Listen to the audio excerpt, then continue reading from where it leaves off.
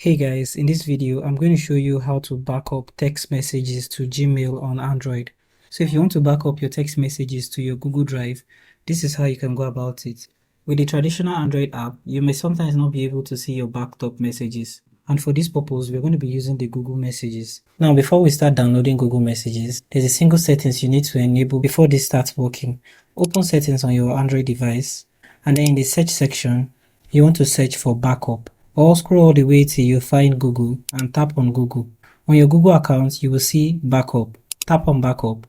And you want to make sure that backup by Google One is turned on. This will back up activities on your phone, including SMS and MMS messages. Once you have the backup by Google One turned on, now open the Google Play Store on your Android phone and search for Google Messages. You'll see the Google Messages, Google LCC. Tap on this and then tap on install to download it into your phone. Once installed, tap on Open to open the Google Messages and select your Google account you want your text messages to be backed up to.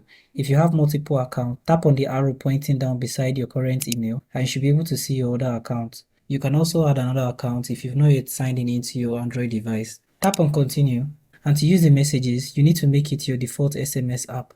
Tap on Set as default SMS app and tap on Yes. This will load all your text messages on your device and back them up. And that's all you need to do to start backing up your text messages on Android. To access your text messages anytime, all you need to do is to download the Google Messages on any device and sign in with your Google account. So thank you for watching this video on how to back up text messages to Gmail on Android. And I hope you found this video helpful. If you do find this video helpful, do make sure to like, subscribe, and have the post notification turned on.